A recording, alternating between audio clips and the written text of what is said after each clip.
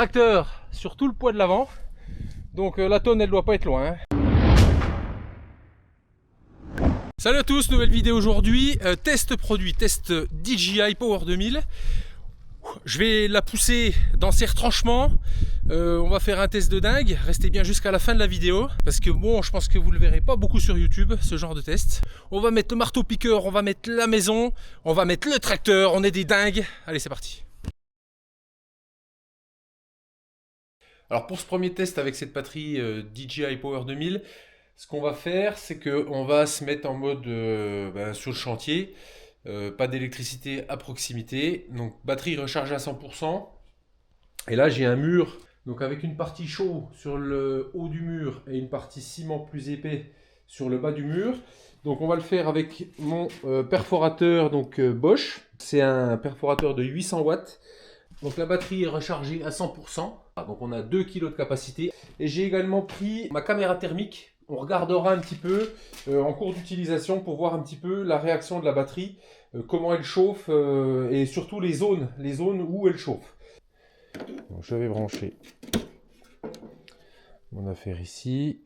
Je vais démarrer. On va déjà regarder à vide éventuellement.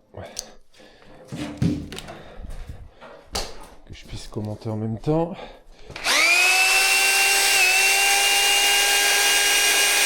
Donc il a 800 watts au démarrage et après il tourne à 400 watts.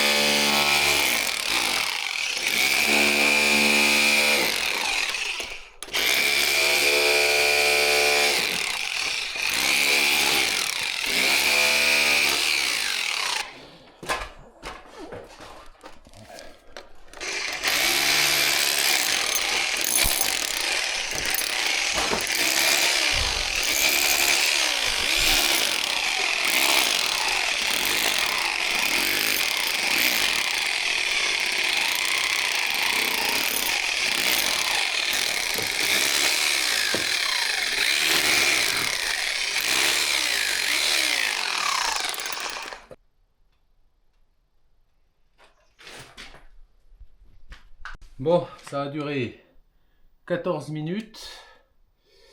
Et puis je suis toujours à 100%. Alors ça c'est quand même formidable. Donc on va regarder un petit peu les endroits où ça chauffe. Alors on a une température extérieure. On est environ, vous voyez la température du sol. On est sur du 8-9 degrés. Hein, c'est à peu près le rendu qu'on a dehors. Et au niveau de l'écran, on est sur du 20 degrés. Voilà. C'est pas foufou, hein, elle n'a pas chauffé des caisses. On est sur 20-21 degrés de chauffe. Elle n'a pas ventilé, enfin du moins je l'entends pas. Ici, sur le côté, on voit bien qu'elle a chauffé. Donc là, on est sur du 17-18 degrés. On voit bien par le dessus du coup les cellules. Et là on a un point chaud ici. Un point chaud qui est aux alentours de 17-18 degrés. Hein. C'est pas extraordinaire. Hein. Elle chauffe pas des masses. Hein. Ce qui est très bien. Hein. Et derrière, ouais, ça descend, ça se refroidit. Bon voilà quoi. Hein. Limite la caméra est plus chaude. La caméra elle est là à combien? Ouais, la caméra elle a 23 degrés. Alors la caméra est plus chaude que la batterie qui est restée à 100%. Donc franchement, c'est pas mal. Je vais passer donc, sur ce bas de mur ici. Là c'est un peu plus compliqué, c'est un peu plus dur. Je vais aller chercher le gros perfort. Alors on est sur la gamme au-dessus, donc on est sur un modèle qui fait 1150 watts.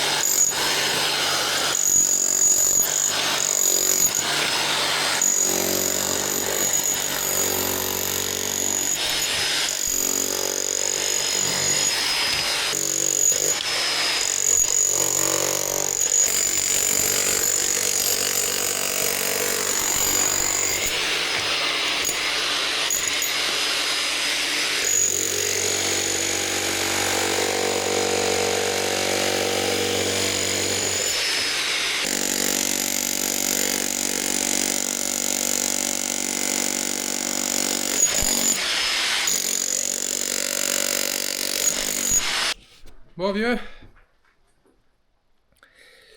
on va aller voir ce qu'elle dit. Alors, on va arrêter ça. Hop, 82%. Alors les parties chaudes, on est un peu plus chaud sur le côté, hein, on voit bien ici, côté arrière. Là, on est sur du... Bah, écoute, 20 degrés. Est-ce que j'ai bien paramétré ma caméra là? Je me pose la question, hein, parce que... Tu vois, l'intérieur de la main, on est sur 32-33. Bon bah c'est ça, hein. Ben, ma foi, elle chauffe pas, voilà. Elle chauffe pas, elle ventile pas. On est toujours à 82%. J'ai un petit peu nettoyé mon chantier. Et là, on va passer un petit peu à la taille au-dessus. On va casser cette dalle. Donc pour ce faire, ben, j'ai sorti mon gros piqueur. Donc là, on est sur du 2000 watts.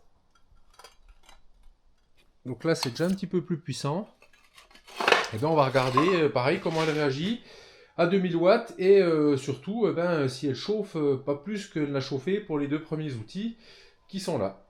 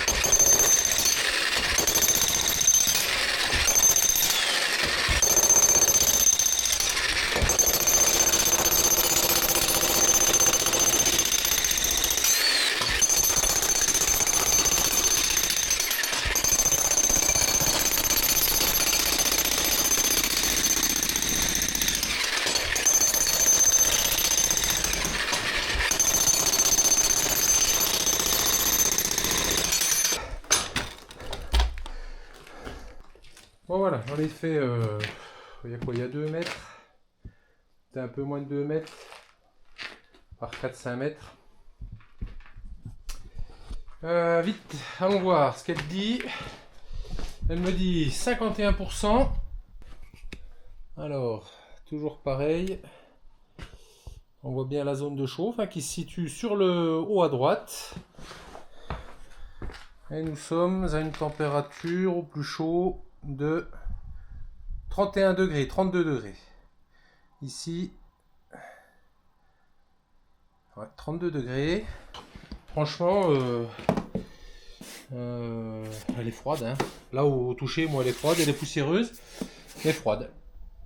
Je l'entends pas souffler, je l'entends pas ventiler. Franchement,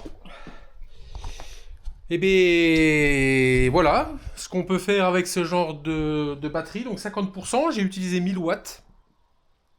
1000 Wh de capacité pour un petit décrépit de ciment léger sur un mur, voilà, qui fait un 2,50 m par 3 mètres, on va dire, hein, à peu près. Un décrépit ciment alors, qui est plus solide, qui m'a bouffé un peu d'énergie pour ces deux petites parties-là, qui doivent faire à L2 2 bons mètres carrés sur un ciment vraiment très dur, hein, un vieux ciment très dur. Et puis voilà, j'ai commencé à casser ma dalle. Donc avec mon gros marteau piqueur 2000 watts. Et pas eu de problème, ça me donne toute la puissance sans aucun souci. 50% de batterie, ça veut dire que techniquement j'ai largement de quoi terminer cette bande là. Et avec mon petit perfo de venir décrépir la chaux qui se trouve au-dessus là, sans aucun problème puisque ça tombe très facilement. Donc voilà pour ce test chantier de cette batterie Power 2000.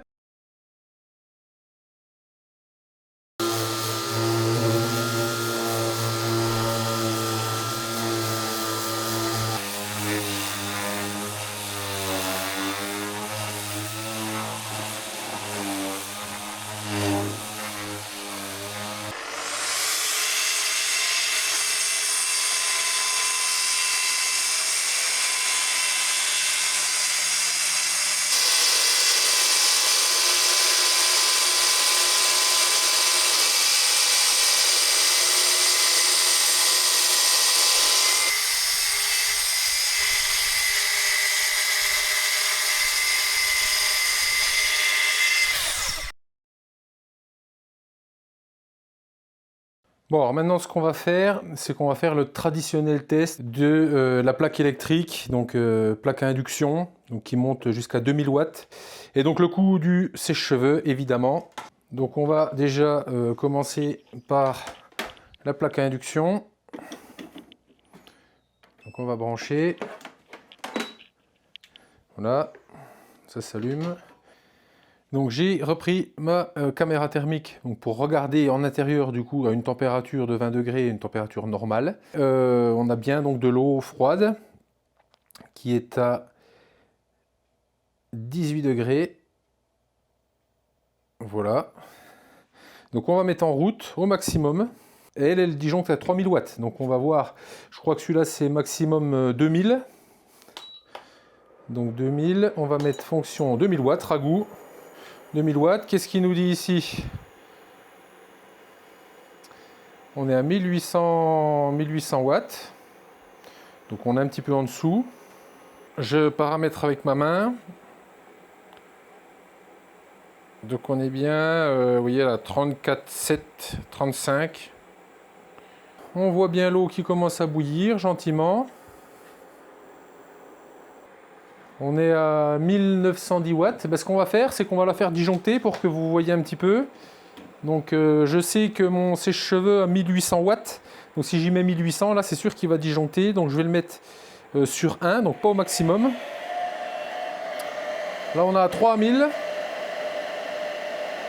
2920.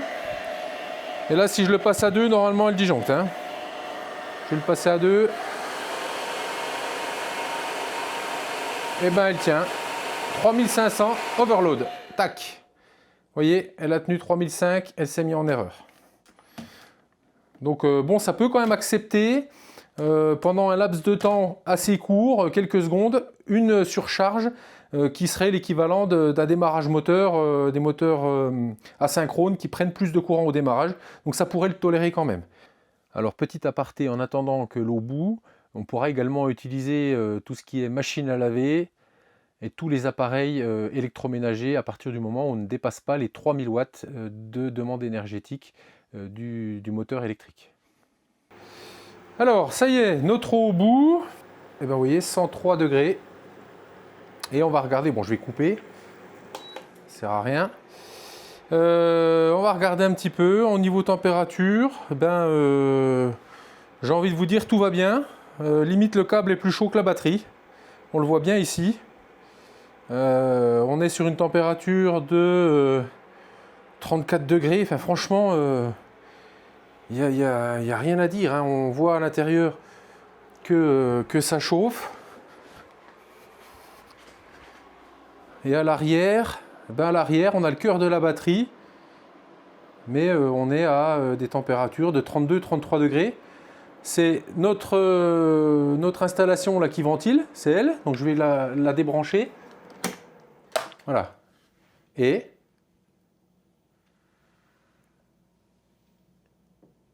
elle fait un truc, c'est un truc de dingue, hein. Elle fait absolument aucun bruit. Bon, ça c'est franchement pas mal. Donc voilà pour ce qu'on peut en faire en termes d'électroménager à la maison.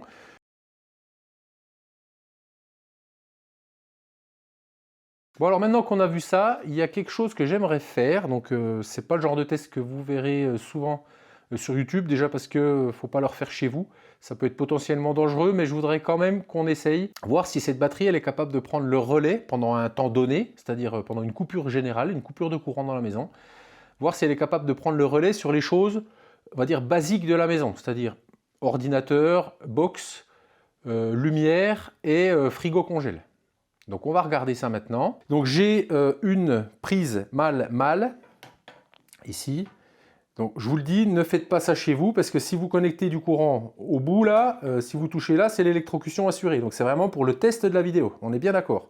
Donc je disjoncte au 500 mA. Donc j'ai plus du tout de courant dans la maison. Donc j'ai une arrivée de solaire au gîte, donc je la coupe. Hein, puisque je ne dois pas avoir d'arrivée solaire, parce que du moment où je vais remettre le courant, il va y avoir conflit de courant, puisque je vais avoir de l'injection solaire et j'en veux pas, surtout pas. Et je coupe également ici le hangar où j'ai les 4 panneaux en bas qui alimentent donc en injection solaire. Et on va également couper le chauffe-eau ici. On ne va pas avoir besoin d'un chauffe-eau en cas de coupure d'énergie. S'il a de l'eau chaude, tant mieux. S'il n'en a pas, on se débrouille autrement. Ce qui compte, c'est en cas de coupure, sur une réserve de 2000 watts, c'est d'avoir de la lumière, d'avoir de la box internet et potentiellement de faire marcher le réfrigérateur congélateur. Je vais relier ma prise mâle. Donc je le répète, ne faites pas ça chez vous, c'est très dangereux si vous ne maîtrisez pas les paramètres. Je vais relier à ma batterie, ici. Voilà, j'allume ma batterie. Et là, donc je vais enclencher le bouton de prise. Donc je vérifie bien, hein, je vous montre bien que j'ai plus de lumière dans le frigo, plus rien du tout, plus rien ne fonctionne.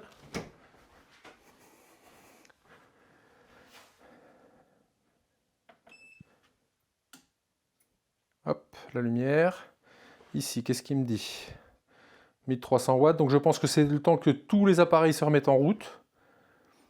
C'est l'histoire des moteurs asynchrones, voilà, ça redescend à 200 watts.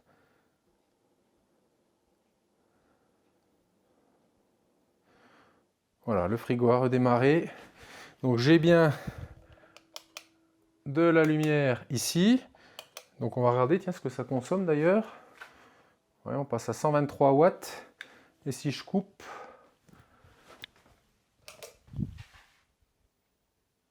Ouais, 85 quand même, hein. J'ai mon frigo qui s'est bien redémarré. Donc là, il est froid, évidemment, je viens de couper, donc il ne s'est pas relancé de fou, mais là, on va pouvoir tenir plusieurs heures. Donc lui, il nous met 10 heures avec 39%. Donc ça veut dire avec une batterie pleine, on va pouvoir tenir plusieurs heures sans problème en cas de coupure d'énergie. Donc ça, c'est plutôt pas mal avec ce type d'installation.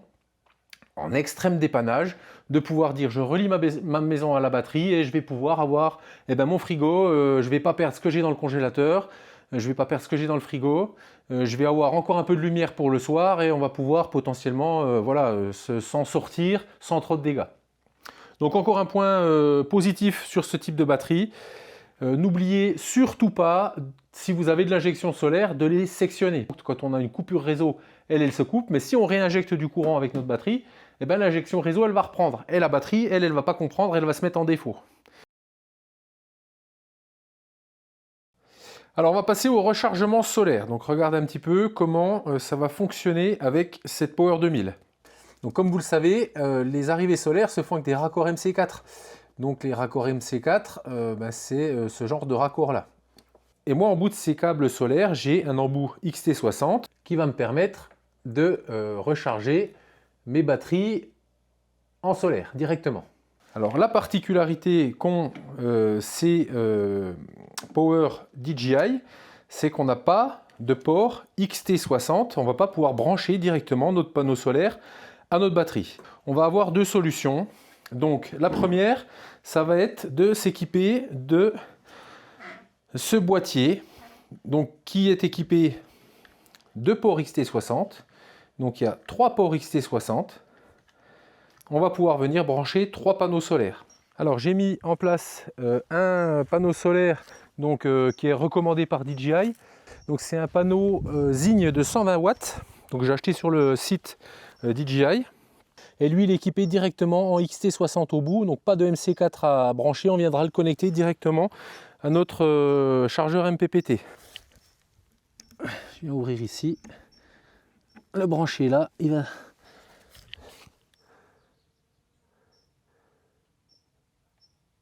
Et voilà, il vient charger directement. Donc un panneau de 120 watts. Alors ce qu'on va essayer de faire maintenant, c'est de le mettre en branchement avec un panneau de 220 watts seul, donc un panneau d'une autre marque. Et on va même essayer de mettre un 210 watts et un 220 watts pour voir ce qui se passe. Alors j'ai branché donc mon panneau de 220 watts. Donc lui, j'ai raccordé les MC4 avec donc mon XT60 orange au bout. Donc je vais le brancher sur mon port MPPT, on va voir ce qui se passe. Donc 220 watts, donc on est toujours en dessous des 30 volts, hein, évidemment.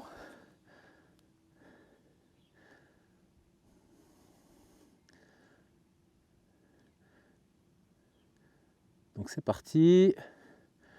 Donc voilà, on a un petit peu plus de 160 watts. Donc j'ai pas rebougé l'alignement solaire de mon 120 watts. Donc il est ici. Eh ben, on va le brancher à côté, on va voir si ça fonctionne. J'ai encore pas essayé, donc on va voir ensemble.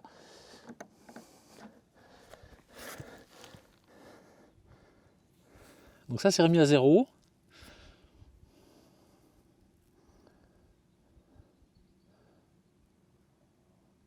Et bien ça fonctionne, impeccable. 260, donc c'est ça, on était à 70 avec le 120 watts. On peut donc brancher 2 panneaux de puissance et de marques différentes dessus. Ça fonctionne très bien. Et donc les 2 panneaux viennent se cumuler sur leur chargement. Voilà, 272 watts.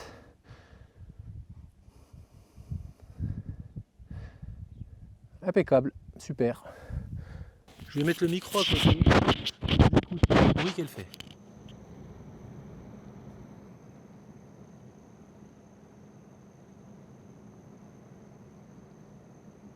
Je l'entends quasi pas. Hein. J'ai vraiment mis l'oreille à côté là. Hein. Alors attention, ce boîtier là, il est limité à 30 volts par panneau. Alors 30 volts par panneau, ça veut dire quoi? Eh bien ça veut dire que mon panneau à moi de 400 watts que j'ai habituellement pour charger mes batteries, eh bien, il fait 37 volts. Donc on ne va pas pouvoir charger avec un panneau solaire de 400 watts sur ce boîtier-là. Ce boîtier-là, il est destiné pour les panneaux de 100 jusqu'à 220 watts. Maintenant, moi, ce qui m'embête, c'est que mon panneau solaire de 400 watts, donc vous voyez ici, qui est marqué à 37 volts, 29. Mon panneau solaire de 400 watts seul qui me sert à recharger mes batteries. Donc lui, il est vraiment détaché des autres panneaux. Ces deux-là sont en réinjection et celui-là me sert juste à recharger mes batteries. Et ben, en fait, je ne peux pas recharger ma batterie 2000 avec. Et bien pour ça, en fait, il y a une possibilité et c'est ce qu'on va voir tout de suite. Pour pouvoir charger avec un panneau de 400 watts, on va devoir utiliser donc, ce type de chargeur. C'est le fast charger pour alternateur de voiture. Alors, vous voyez, il est beaucoup plus gros que le petit chargeur solaire.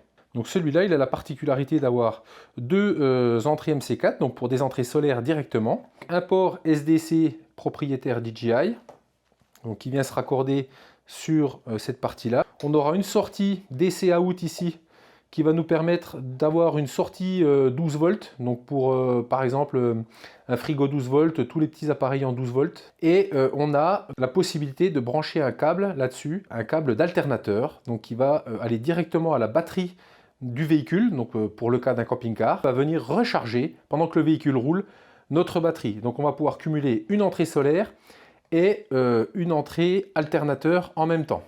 Actuellement, ce câble d'alternateur, en fait, il est pas du tout disponible sur aucun site. Il est en rupture de stock partout, donc j'ai pas pu me le procurer. Donc, ma foi, je ne pourrais pas vous faire la démonstration du rechargement d'alternateur avec le fast charger 1800 watts.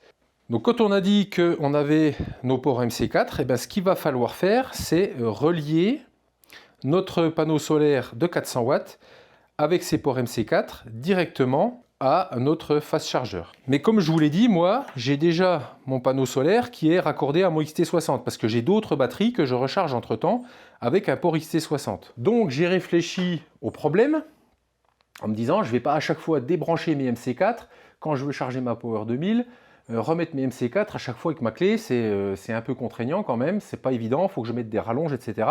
L'idée, en fait, ce serait de pouvoir raccorder mon XT60, ma sortie du panneau solaire, à mes deux câbles MC4. Et comme ça, j'aurai absolument pas à débrancher sans arrêt des câbles MC4 dès que je veux charger ma Power 2000 ou une autre batterie qui va directement sur mon XT60. Donc j'ai trouvé, en farfouillant sur internet, donc ce petit adaptateur, c'est un XT60 mâle, donc celui-là c'est un mâle, celui-là c'est un femelle. Donc quand je les aurai raccordés les deux, je vais renvoyer le courant vers mes MC4 et pouvoir, de mon port propriétaire, recharger ma batterie avec mon panneau sans avoir à défaire des MC4 sans arrêt. Ici on voit j'ai PV+, ici mon PV+, est en sortie comme ça, et là moi mon PV+, il a la même sortie, donc je ne vais pas pouvoir les raccorder.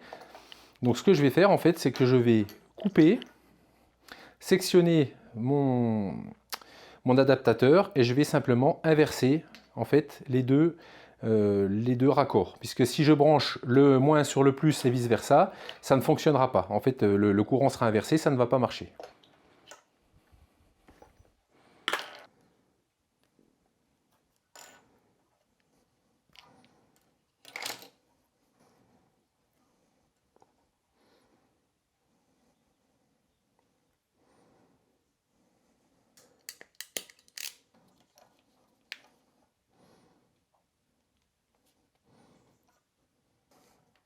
J'ai donc bien inversé mes deux, puisqu'ici le rouge avant était en femelle et le noir était en mâle. Alors on va mettre donc notre plus au PV+, notre moins au PV-. Voilà. On vient brancher notre port propriétaire donc sur une des deux prises. Et on vient raccorder notre XT60 mâle et notre XT60 femelle.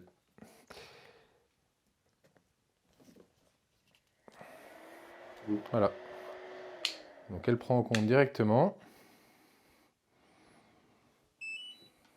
La batterie s'allume.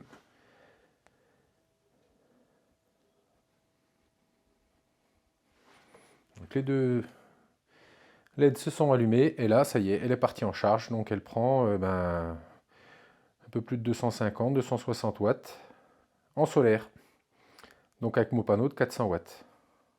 Ça va nous permettre donc à la maison, si vous avez comme dans mon cas un panneau de 400 watts qui vous sert que vous utilisez pour recharger vos batteries nomades avant de partir en véhicule pour recharger toutes les batteries, et ben d'utiliser un panneau de 400 watts avec ce fast charger d'alternateur, donc qui servira à la fois dans le camping-car pour recharger avec la batterie et le panneau solaire que vous aurez sur le véhicule ou dans la soute, et à la maison pour avoir un panneau solaire de 400 watts en fixe pour recharger donc cette batterie Power 2000. Je crois que je ne peux pas en rester comme ça. J'aime bien aussi vérifier ce qu'on nous propose, et je me suis dit que j'allais quand même essayer de faire un truc alors de dingue. Je me suis quand même fait engueuler par les gosses. Ils m'ont dit tu vas pas faire ça, tu vas tout niquer.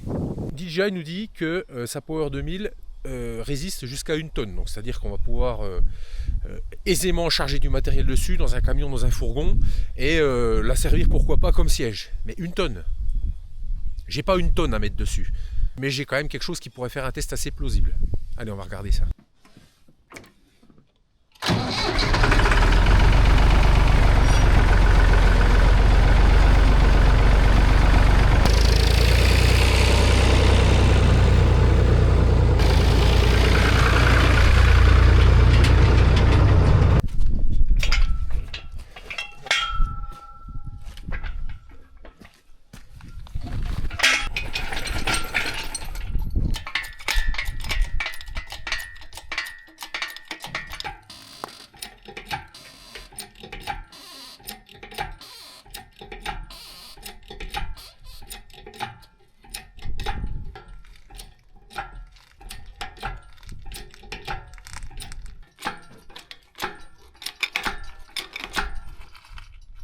Bon voilà, j'ai levé le tracteur, il est même levé complètement du sol.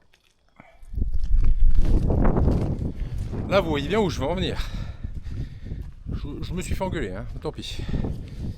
Allez, eh ben, j'ai pris un petit chiffon pour pas la salir non plus, il commence à pleuvoir, je vais me dépêcher. Je vais la glisser dessous et puis on va la baisser.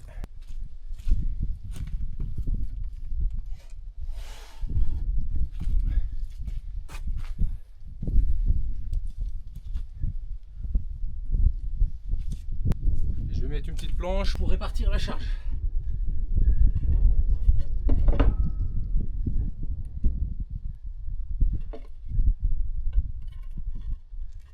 Voilà. Bon, ben maintenant il n'y a plus qu'à. On va voir si je vais tout niquer ou pas. 1 tonne, c'est 1 tonne, hein.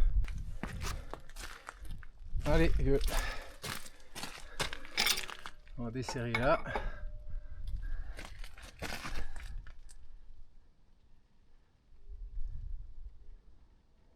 Doucement, hein, pas faire le bois.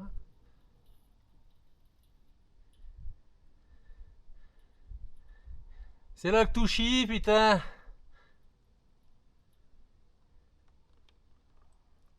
Vous devez être con, hein.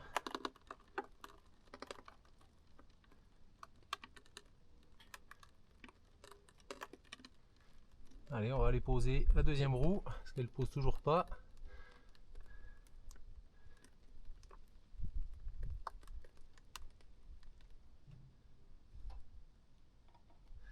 Bon, et ben regarde, je suis en train de détendre le bazar.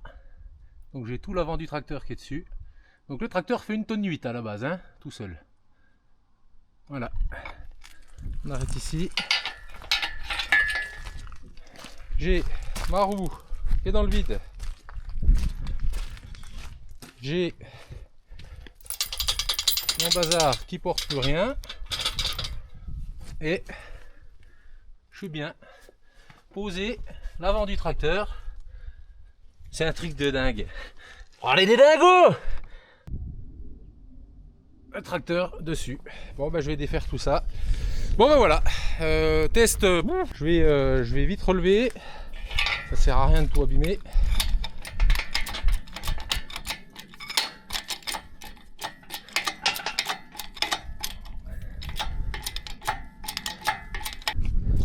Voilà.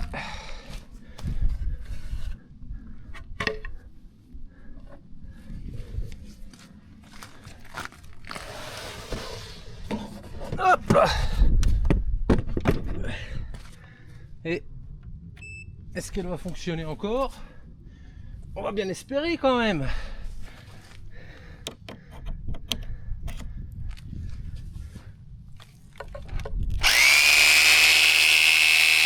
Formidable. Bon ben alors ça, vous le verrez pas dans beaucoup de vidéos YouTube. Tracteur sur tout le poids de l'avant. Donc la tonne elle doit pas être loin, hein. Elle doit pas être loin, puisque j'ai vraiment posé tout le moteur dessus. Donc 1 tonne 8, sachant qu'on a le poids moteur. Et ben test validé, monsieur DJI, je dis bravo. Je dis bravo.